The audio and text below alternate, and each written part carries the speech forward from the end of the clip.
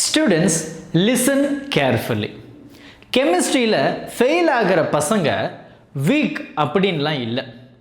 Actually 7 முக்கியமான mistakes இந்த இடத்துல பார்க்குறோம். இதில் எதுனா ஒரு மிஸ்டேக்ஸ் பண்ணினா கூட மார்க்கு அப்படியே உடஞ்சி போயிடும். இந்த 7 மிஸ்டேக்ஸ் டாப்பர்ஸில் இருந்து மீடியோக்கரில் இருக்கக்கூடிய ஸ்டூடெண்ட்ஸ் வரைக்கும் கண்டினியூஸாக பண்ணக்கூடிய மிஸ்டேக்ஸ் தான். இந்த மிஸ்டேக்ஸை நீங்கள் அவாய்ட் பண்ணிட்டீங்கன்னா நீங்கள் அந்த பேப்பரில் 8ல் இருந்து 10 மார்க்கை ரொம்பவே ஈஸியாக இம்ப்ரூவ் பண்ணலாம். இந்த இடத்துல கெமிஸ்ட்ரியில் ஒவ்வொரு ஸ்டூடெண்ட்ஸும் என்ன மிஸ்டேக்ஸ் பண்ணுறாங்க, அந்த மிஸ்டேக்ஸை எப்படி ரெக்டிஃபை பண்ணுறது, நீங்கள் எழுதுகிற அதே பேப்பரில் எப்படி என்னுடைய மார்க்கை இன்க்ரீஸ் பண்ணுறது, இந்த விஷயத்தை தான் இந்த வீடியோவில் ரொம்ப தெளிவாக பேச போகிறோம். நமக்கு பப்ளிக் எக்ஸாம் வர்றதுனால இந்த வீடியோ உங்களுக்கு லாஸ்ட் மூமெண்ட்டில் ரொம்பவே இம்பார்ட்டண்டான வீடியோ தான். ஸ்கிப் பண்ணிடாதீங்க, கடைசி வரைக்கும் பாருங்கள். ஏன்னா இதில் ஒரு மிஸ்டேக்ஸ் பண்ணினா உங்களுடைய மார்க்கு குறைஞ்சிடும். அது மட்டும் இல்லாமல் இதில் நீங்கள் ரிப்பீட்டடாக பண்ணக்கூடிய மிஸ்டேக்ஸ் என்ன அப்படின்றத கமெண்ட் செக்ஷனில் மறக்காமல் சொல்லிடுங்க. ஃபஸ்ட்டு மிஸ்டேக் என்னன்னு தெரியுமா? ஸ்டூடெண்ட்ஸ் நைட்டு முழுக்க படித்து டெரிவேஷன்ஸை எழுதி பார்த்து இந்த இடத்துல equation plays very important role. ஈக்குவேஷனை நிறைய தடவை எழுதி பார்த்துருப்பாங்க, ஆனால் எக்ஸாம் டைமில் பேலன்ஸ் பண்ணுறத மறந்துடுவாங்க. ஒரு சின்ன எக்ஸாம்பிள், H2 + O2, இதை நம்ம எல்லாருக்குமே தெரியும் H2O அப்படின்னு. ஆனால் இந்த இடத்துல ஹைட்ரஜனும் ஆக்சிஜனும் பேலன்ஸ் ஆகியிருக்கா அப்படின்னு நம்ம பார்க்கணும். அப்போ என்ன ஆகுது? ஹைட்ரஜனுக்கு முன்னாடி 2 போட போகிறீங்க, இந்த H2Oக்கு முன்னாடி ஒரு 2 போட போகிறீங்க. இந்த balancing most of the students பண்ணக்கூடிய முதல் முக்கியமான மிஸ்டேக்ஸ். இந்த பேலன்சிங் ஈக்குவேஷன் நீங்கள் பண்ணலைன்னா ரொம்ப ஈஸியாக 1ல் இருந்து ½ மார்க் நமக்கு ரொம்ப ஈஸியாக குறைஞ்சி போயிடுது. ½ மார்க்கு தானே சார் அப்படின்னு தோணுதா? ஒரு 6 ஈக்குவேஷன்ஸ் இருக்குன்னு வச்சுப்போம். 6 ஈக்குவேஷன்ஸில் ஒவ்வொரு இடத்துலையும் ½ மார்க், எல்லாத்துக்கும் ½ மார்க் வராது, 1 மார்க்கும் இருக்குது. ½ மார்க் அப்படின்னு நீங்கள் மினிமமாக எடுத்தால் கூட 3 மார்க்கு அங்கே ஈஸியாக போயிடுது. ஈவன் தோ அந்த ஈக்குவேஷனை நீங்கள் சரியாக எழுதினாலும். இந்த மிஸ்டேக்கை எப்படி அவாய்ட் பண்ணணும்? வெறும் 5 செகண்ட்ஸ் போதும். எழுதுகிற அந்த ஈக்குவேஷனை ஆட்டம்ஸ் லெஃப்ட்டுக்கும் ரைட்டுக்கும் ஈக்குவலாக இருக்கா அப்படின்றத செக் பண்ணிக்கோங்க. அதாவது ஸ்கெலிட்டல் ஈக்குவேஷனாக இல்லாமல் பேலன்ஸ்டு ஈக்குவேஷனாக இருக்கா அப்படின்றத நீங்கள் செக் பண்ணுறதுக்கு வெறும் 5 செகண்ட்ஸு போதும். இந்த 5 செகண்ட்ஸ் உங்களுக்கு 5 மார்க்கோ 7 மார்க்கோ சேவ் பண்ணும். ரெண்டாவது ரொம்ப டேஞ்சரஸான மிஸ்டேக் என்ன தெரியுமா? இது கெமிஸ்ட்ரிலையும் நடக்கும், ஃபிசிக்ஸ்லையும் நடக்கக்கூடிய மிஸ்டேக்ஸ் தான். ப்ராப்ளம்ஸை சால்வ் பண்ணிவிடுவாங்க. நியூமரிக்கல் ப்ராப்ளம்ஸ் கேட்கும்போது அதில் யூனிட்ஸ் எழுத மறந்துடுவாங்க. இப்போ மொலாரிட்டி அப்படின்னு கேட்குறாங்கன்னா அதில் ஃபைனல் வேல்யூ 1ஓ 2ஓ 3ஓ 0.5ஓ வருது அப்படின்னா அந்த இடத்துல வெறும் 0.5 மட்டும் எழுதிடுவீங்க. அதெல்லாம் பெரிய பெரிய கால்குலேஷன்ஸ் இருக்கும், அதெல்லாம் ரொம்ப அழகாக சால்வ் பண்ணியிருப்பீங்க. ஆனால் யூனிட்ஸ் எழுதியிருக்க மாட்டீங்க. மோலார் பர் லிட்டர் அப்படின்ற ஒரு விஷயத்தை நீங்கள் எழுதாதப்போ உங்களுக்கு ரொம்ப ஈஸியாக ½ மார்க்கு குறைஞ்சி போகுது. எக்ஸாமினர் ஆன்சரை மட்டும் செக் பண்ண மாட்டாங்க, அதுக்கு கூட இருக்கக்கூடிய யூனிட்ஸையும் செக் பண்ணுவாங்க. அப்படி யூனிட்ஸை செக் பண்ணும்போது இல்லைன்னா நீங்கள் கஷ்டப்பட்டு சால்வ் பண்ண ப்ராப்ளம் வீணாக போயிடுச்சு. ஸோ ஒவ்வொரு தடவையும் ப்ராப்ளம்ஸை சால்வ் பண்ணும்போது யூனிட்ஸ் இருக்கா, அதுவும் கரெக்டான யூனிட்ஸ் எழுதியிருக்கீங்களா அப்படின்றத செக் பண்ணிடுங்க. இது ரொம்ப முக்கியமான ஒரு மிஸ்டேக்ஸ். 3வது முக்கியமான மிஸ்டேக்ஸ் என்ன தெரியுமா? ஸ்டூடெண்ட்ஸ் நினைக்கிறது, நான் ஒரு ஆன்சரை பெருசாக எழுதுனா எனக்கு நிறைய நாலேஜ் இருக்குது, என்னால் ஈஸியாக மார்க்கை ஸ்கோர் பண்ண முடியும்னு. ஆனால் அது கம்ப்ளீட்டாக தப்பு.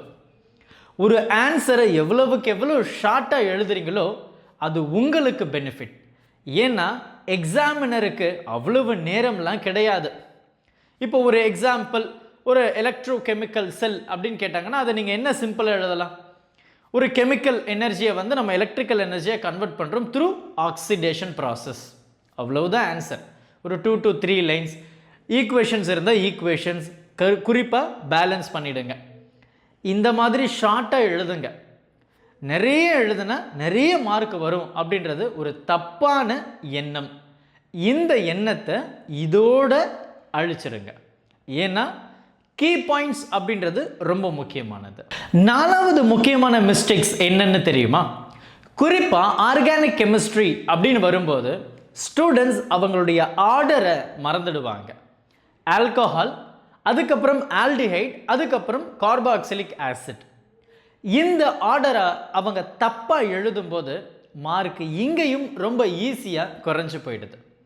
ஸோ எக்ஸாமுக்கு முன்னாடி ஒரு நாளைக்கு முன்னாடியோ இல்லை ஒரு 3 to 4 ஹவர்ஸுக்கு முன்னாடியும் இந்த ரியாக்ஷன்ஸினுடைய ஆர்டரை ரொம்ப தெளிவாக பார்த்துக்கோங்க.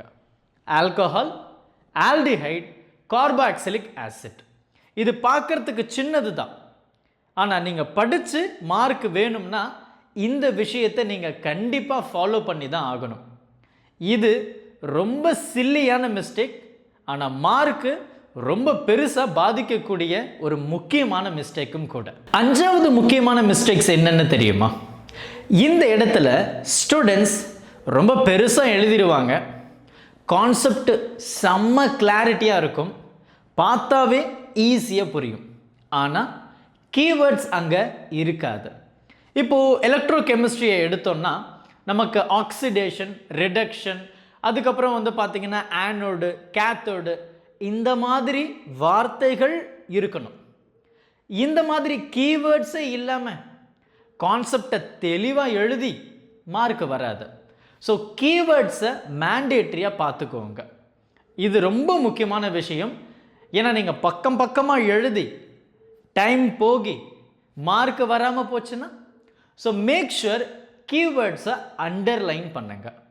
என்ன கீவேர்ட்ஸ், என்ன கேட்குறாங்க, அதுக்கு எது முக்கியமான வார்த்தைகள் அப்படின்றது இந்த நேரத்தில் உங்களுக்கு கட்டாயம் தெரிஞ்சிருக்கும். ஏன்னா நமக்கு மண்டே எக்ஸாம். ஸோ இப்போது கீவேர்ட்ஸை எப்போவுமே ப்ராக்டிஸ் பண்ணிக்கோங்க. ஒரு ஆன்சருக்கு பக்கத்தில் கீவேர்ட்ஸை எழுதி வைங்க. இது எல்லாம் நமக்கு மார்க்கை ஈஸியாக ஸ்கோர் பண்ணுறதுக்கான விஷயம்தான். ஏன்னா ஒரு சில இடத்துல நீங்கள் டீட்டெயில்டு எக்ஸ்பிளனேஷனை தாண்டி கீவேர்ட்ஸ் இருந்தாவே மார்க் ஃபுல்லாக கொடுத்துருவாங்க. அதுவும் ரொம்ப முக்கியமானது. 6வது மிஸ்டேக்ஸ் என்னன்னு தெரியுமா? இது ரொம்ப சிம்பிள், ஆனால் மோஸ்ட் ஆஃப் த ஸ்டூடெண்ட்ஸ் இதை அவாய்ட் பண்ணிடுவாங்க. பெரிய பெரிய ஆன்சர்ஸை கான்சன்ட்ரேட் பண்ணுவாங்க. அதாவது 5 மார்க் செக்ஷனில் கேட்குற 2, 3 ஆகட்டும், இல்லை 3 மார்க் ஆகட்டும், 2 மார்க் ஆகட்டும், பேலன்சிங் ஈக்குவேஷன்ஸ் ஆகட்டும், பென்சீன் அந்த மாதிரி டயக்ராம்ஸ் ஆகட்டும். ஆனால் 1 வேர்டை அவங்க கோட்டை விட்டுருவாங்க. 1 வேர்டும் ரொம்ப முக்கியமானது. பெரிய பெரிய ஆன்சரை கான்சன்ட்ரேட் பண்ணி சின்னதாக ரொம்ப ஈஸியாக வரக்கூடிய அந்த 1 வேர்டை நீங்கள் விடணுமா? 1 வேர்ட் அப்படின்றது எம்சிக்யூ மட்டும் நான் பேசலை. மேட்ச் த ஃபாலோயிங் ஆகட்டும், ஒரு சின்ன டெஃபினேஷன்ஸ் ஆகட்டும், ஒரு சின்ன பேலன்சிங் ஈக்குவேஷன்ஸாக ஆகட்டும், ஒரு சின்ன டயக்ராமாக கூட இருக்கலாம். இது எல்லாம் சின்ன சின்னது தான். நீங்கள் ஒரு கொஸ்டின் பேப்பர் எடுத்தீங்கன்னா இந்த மாதிரி சின்ன சின்னதாக இருக்கிறதே 10 மார்க்கு கிட்ட வரும். அதனால் பெருசாக பார்த்துட்டு சிறுசை கோட்டை விட்டுறாதீங்க. அதுலேயும் ரொம்ப முக்கியமான கவனத்தை கொடுங்க. 7வது முக்கியமான மிஸ்டேக்ஸ் என்ன தெரியுமா? Poor time management. Time management வந்து இங்கே பெரும்பாலும் ஸ்டூடெண்ட்ஸை ஃபாலோ பண்ணுறதில்லை. 1 வேர்ட்ஸை எடுத்தாவே 20 நிமிஷம் 25 நிமிஷம் போயிடுது. 1 வேர்ட்ஸுக்கு எவ்வளோ டைம் ஸ்பெண்ட் பண்ணணுமா என்ன? ஸோ மேக் ஷுர் எந்த ஆன்சருக்கு எவ்வளவு நேரத்தை ஒதுக்குறீங்க அப்படின்றத எக்ஸாமுக்கு முன்னாடி ஒரு ப்ராக்டிஸ் பண்ணிவிடுங்க.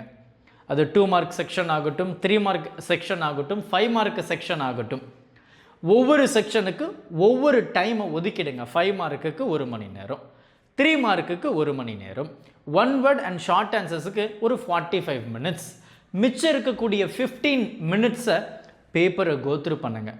கட்டாயம் பேப்பரை அட்லீஸ்ட் ஒரு 5 மினிட்ஸ் ஆச்சு கோத்ரூ பண்ணுற மாதிரி பாருங்கள். ஒரு கேள்வி உங்களுக்கு ரொம்ப நேரம் எடுக்கிற மாதிரி இருக்குது, நான் ரொம்ப நேரம் யோசிக்கிறேன் சார், தயவு செஞ்சு அதை அவாய்ட் பண்ணுங்க. ஒரு கேள்வி உங்களுக்கு இடையிலே ஸ்ட்ரக் ஆகுதுன்னா just leave space and go with the next one. ஒரே கேள்வியில் ரொம்ப நேரம் இருக்கும்போது அதை நீங்கள் கம்ப்ளீட்டாக எழுதிட்டாலுமே, கரெக்டாக எழுதிட்டாலுமே இதுக்கு நீங்கள் அதிகமான நேரம் ஸ்பெண்ட் பண்ணும்போது அடுத்த கேள்விக்கு உங்களால் டைம் ஸ்பெண்ட் பண்ண முடியாது. அது இன்னும் நமக்கு ஈஸியாக இருக்கலாம் இல்லையா? ஸோ அதனால் ஒரு கேள்விக்கு ஒரு சர்டைன் டைம் ஃபாலோ பண்ணுங்க. அதை தாண்டி போகும்போது கிவ் எக்ஸ்ட்ரா 2 to 3 minutes. ஒரு கேள்விக்கு நான் 4 மணி நேரம் உக்காந்தேன் அப்படின்னா அடுத்த கேள்வியை உங்களால் அட்டென்ட் பண்ண முடியாது. ஸோ லாஸ்ட் மினிட்ல பேனிக் ஆகிடுவீங்க. ஸோ பேனிக் ஆகும்போது என்ன ஆகுது? நம்மளுடைய பிரெயின் வேகமாக சிந்திக்க ஆரம்பிக்கும். வேகமாக சிந்திக்க ஆரம்பிக்கும் போது நமக்கு நல்லா தெரியக்கூடிய அந்த கேள்விக்கான பதிலையும் கோட்டை விட்டுருவோம். அதனால் டைம் மேனேஜ்மெண்ட் இங்கே ரொம்ப ரொம்ப முக்கியமானது கெமிஸ்ட்ரியை பொறுத்த வரைக்கும். அவ்வளோதான் டியர் சில்ட்ரன். இந்த மிஸ்டேக்ஸு ரொம்ப முக்கியமானது. கெமிஸ்ட்ரி டஃப் எல்லாம் இல்லை. இந்த மிஸ்டேக்ஸ் தான் நம்மளுடைய மார்க்கை திருடிட்டு போகிறது.